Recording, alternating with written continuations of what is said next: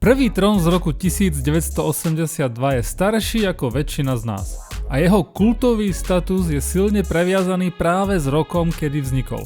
To bol rok, kedy vrchol počítačovej grafiky bol Pac-Man a každé decko chcelo mať doma Atari. Zhmotniť ľudské postavy vo svete týchto počítačových hier vyžadovalo extrémnu dávku finesy, know-how a odvahy. A preto je a bude Tron kultový a prelomový zárez do kinematografie.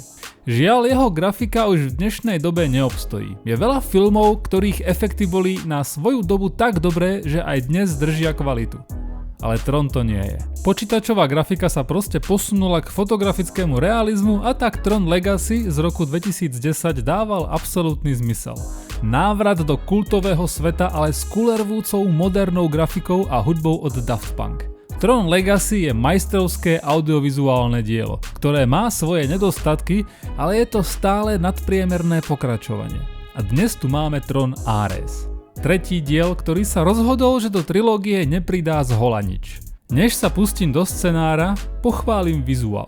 Ak niečo filmom posledné roky ide, tak je to grafika.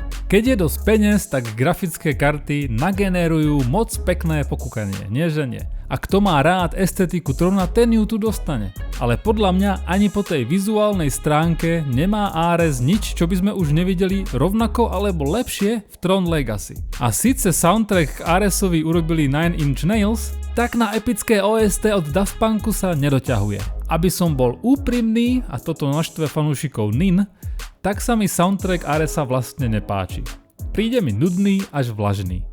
Ale uznávam, že ja Nin nepočúvam a nikdy ma nebavili, takže túto audio recenziu berte s rezervou. Takže Ares pre mňa zostal len ako vizuálne pekný návrat do sveta Trona. No nie presne. Je to skôr návrat do sveta ľudí, kam nalopatovali aj svet Trona. Sveta ľudí, ktorý je násobne nudnejší než útroby počítačových programov. A to najhoršie je, že scenár je prevarené klišé bez nápadu, bez nadviazania na pôvodný diel s jedným jediným nezáživným cameom, ktoré vlastne ani extra nepoteší.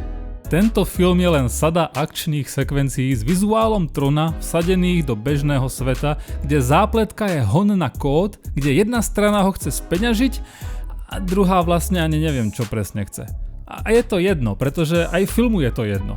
Tu nejde o príbeh, tu sa nerozširuje svet Trona. Toto je spotrebný, priemerný pokus o repete finančného zisku z Trona Legacy.